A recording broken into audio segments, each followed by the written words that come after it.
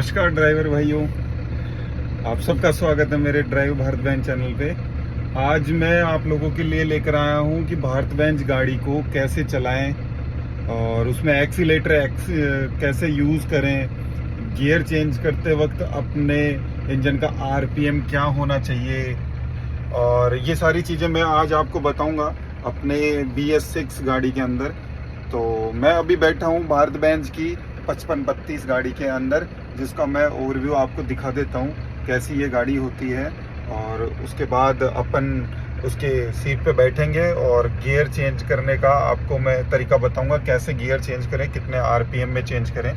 तो ड्राइवर भाइयों, ये अपनी भारत बेंच की गाड़ी है, ये अपनी 5532 है। 5532 इसको यहाँ पहचाने, यहाँ पे लिखा हुआ है 5532। 55 टनर पास है, 320 हॉर्स पावर का इंजन है, 6x4 है, 4 ड्राइव व्हील है। ये देख लीजिए गाड़ी कैसी होती है। इसके अंदर पीछे डबल एक्सल है, डबल ट्यूब एक्सल है। इन चारों पहियों को लॉक कर सकते हैं। इसके अंदर 4 ड्राइव व्हील होते हैं, बाकी सारे ड्रिवन व्हील होते हैं। आप देख सकते हैं 5532 भारत बेंच का 10 चक्का घोड़ा, इसको 10 चक्का घोड़ा भी बोलते हैं। इन गाड़ियों को अपन कैसे चलाएं, किस समय पर या कितने आरपीएम पे अपन इसका गियर शिफ्टिंग करें जिससे अपन को एवरेज अच्छा मिले, माइलेज अच्छा मिले और गाड़ी भी अपनी अच्छी चले। तो ड्राइवर भाइयों, आज मैं आप लोगों को यही बताऊंगा कि गियर को शिफ्टिंग करने का क्या तरीका है और कितने आरपीएम पे अपन इसका गियर शिफ्ट करें।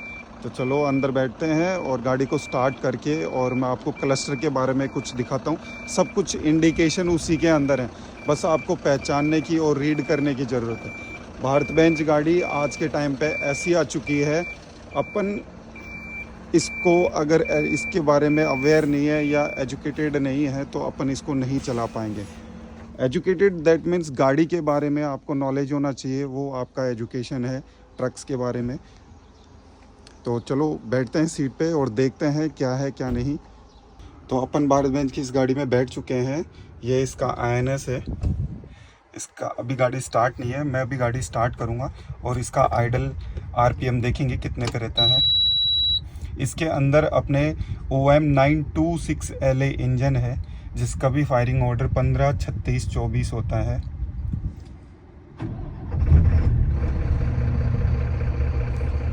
देखिए गाड़ी का क्लस्टर अपन को बीप साउंड दे रहा है सीट बेल्ट के लिए कि आपने सीट बेल्ट नहीं लगा रखा है। इसके अंदर ये क्लस्टर जो ब्लू लाइन है ये अपन को एड ब्लू शो करती है, और जो ये उसके ऊपर वाला है ये अपन को फ्यूल शो करता है। और ये अपना स्पीड मीटर है और ये अपना आरपीएम मीटर है। ये देखिए मैं एक्सीलेटर दे रहा हूँ, आरपीएम बढ़े जा रहे हैं। और ये अपना नीचे प्रेशर का है, गाड़ी के अंदर कितना प्रेशर है। आज अपनी भारत बेंच की गाड़ी में पूरा ब्रेकिंग सिस्टम प्रेशराइज्ड है, तो प्रेशर का भी अपन को गाड़ी के अंदर स्पेशल ध्यान रखना पड़ता है कि है कि नहीं। और ये जो अपन ने लैंप आ रखा है ये P का, ये पार्किंग लैंप का है। अपन ने अभी गाड़ी में पार्किंग लैंप लगा रखा है। अब रही बात आपके अपने गाड़ी में गियर शिफ्ट करने की, तो गियर आप कब शिफ्ट करोगे, जो अपना आरपीएम है या फर्स्ट गियर है या सेकंड गियर है, कि हम कितने आरपीएम पे इसको शिफ्ट करें ताकि हमारी गाड़ी के अंदर फ्यूल एवरेज अच्छा आए, जिससे हमें बचत हो फ्यूल में। तो उसके लिए भी देखो ये मीटर है अपना, ये आरपीएम मीटर। इसके अंदर एक ग्रीन दे रखा है, ये ग्रीन डॉटेड दे रखे हैं 1 2 3 4, यानी कि आप 12 से लेके और 16 आरपीएम तक अपना गियर शिफ्ट करें। ये इको मोड है, यानी कि आप इसके अंदर अपना गियर शिफ्ट करेंगे first, second, third, fourth, fifth, sixth, seventh, 8 और 9th, तो आपकी गाड़ी में बेहतर एवरेज आएगा। और अगर आपकी गाड़ी में तीसरा गियर है या 5वां गियर है और आपने स्पीड ज़्यादा कर ली, या 5वां गियर है और फिर आपकी स्पीड ज़्यादा है, तो इस क्लस्टर के अंदर एक टर्बो चार्जर यहाँ पे ग्रीन लैंप शो करेगा, यहाँ पे ग्रीन लाइनें शो करेगा। वो ये बताएगा आपको कि आपकी गाड़ी में गियर और स्पीड दोनों इक्वल नहीं है। वो भी आपको यही सिग्नल देता है। तो आप अपने ट्रांसमिशन की स्पीड और गियर की शिफ्टिंग भी सेम कर सकते हैं। तो ड्राइवर भाइयों, मेरा यही बताना है कि अपनी जो भारत बेंज की गाड़ी है, इसके अंदर इलेक्ट्रिक एक्सीलेटर है। आप इसको अचानक नहीं दबा सकते। अपन गियर शिफ्ट करके और सडनली पूरा एक्सीलेटर प्रेस करेंगे तो अपनी गाड़ी उठेगी ही नहीं, अपनी गाड़ी स्मोक दिखाने लगेगी, क्योंकि वो अचानक इलेक्ट्रिक सिस्टम अचानक काम नहीं करता है। आप इसको धीरे धीरे, जितना एक्सीलेटर को जितना धीरे धीरे दबाएंगे उतना ही अच्छा आरपीएम पर आप गियर शिफ्ट कर पाएंगे और उतना ही अच्छा आप फ्यूल ले पाएंगे। तो ड्राइवर भाइयों, अपने इसके अंदर दो ये स्विच और दे रखे हैं, दो बटन है। एक तो ट्रिप का लिखा हुआ है, एक टेम्परेचर का लिखा हुआ है। ये जो टेम्परेचर का है, ये अपनी गाड़ी का इनसाइड का टेम्परेचर, आउटसाइड का इंजन का टेम्परेचर अपना और इससे अपना एनवायरनमेंट टेम्परेचर बताएगा। अपनी गाड़ी के बाहर का 34 टेम्परेचर है। तो इसको आप दबा लीजिए और इंजन पे रखिए, क्योंकि इंजन का ही अपन को जानना ज़रूरी रहता है। ये 87 तक जाता है नॉर्मल, और हाईएस्ट ये BS6 के अंदर 100 डिग्री 105 डिग्री तक जाता है। उसके बाद अपने इसके अंदर विस्कस फैन या विस्कस क्लच अपने काम करने लगते हैं, वापस नॉर्मल आता है।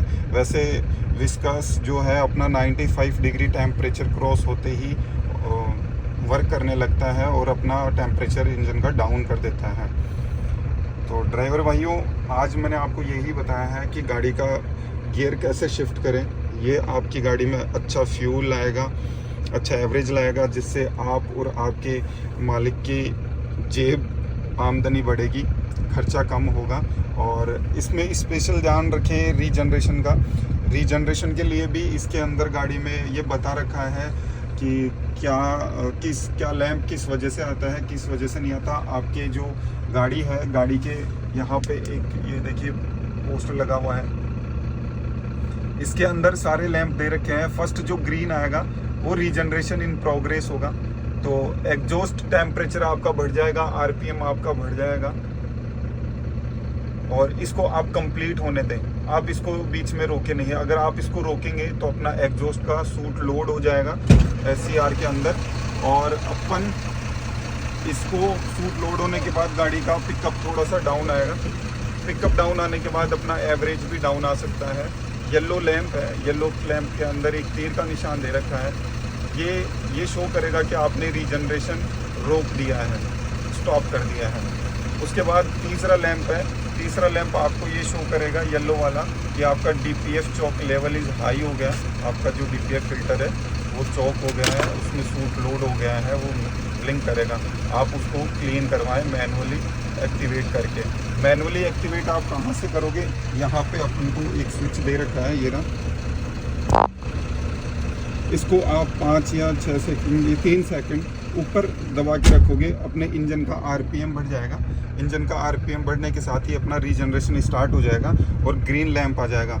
आप इसको जब ये ऑटोमेटिक अपने आप बंद ना हो तब तक आप इसका पार्किंग ब्रेक नहीं हटावें और गाड़ी को कोई भी छेड़छाड़ी ना करें, जिससे अपनी गाड़ी का जो सूट लोड हुआ है वो क्लियर हो जाएगा और अपनी गाड़ी का वापस पिकअप और आरपीएम सही से चलने लगेगा।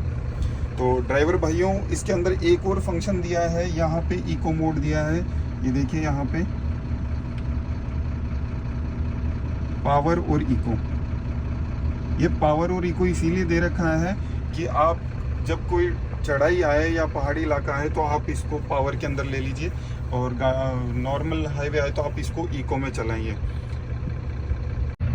तो आज मैंने आपको अपनी हमारे भारत बेंज की गाड़ी के ट्रांसमिशन में कैसे गियर चेंज करें और गियर चेंज करने के साथ ही अपना कितना आरपीएम रहना चाहिए, ये मैंने आपको बताया है। तो मेरा जो वीडियो बनाने का मकसद है वो हमारे भारत बेंज के ड्राइवरों के लिए है। भारत बेंज की गाड़ी को वो कैसे ऑपरेट करें जिससे भारत बेंज उनको अच्छा फ्यूल माइलेज देवे, अच्छी उनकी मेंटेनेंस रहे, और विदाउट, वैसे भी भारत बेंज की गाड़ी की सर्विस कॉस्टिंग बहुत कम है, लेकिन मैं और भी कम करवाना चाहता हूं मेरे ड्राइवर भाइयों के थ्रू, ताकि वो एक अपने आप को इम्प्रूव कर सकें और अच्छी गाड़ी चला सकें।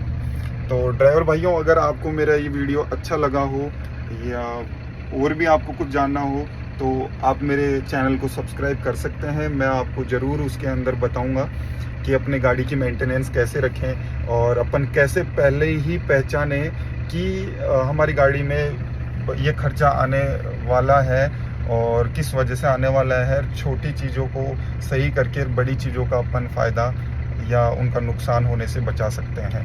तो धन्यवाद ड्राइवर भाइयों। आपको ये वीडियो अच्छा लगा हो तो आप सब्सक्राइब करें, लाइक करें और शेयर ज़रूर करें।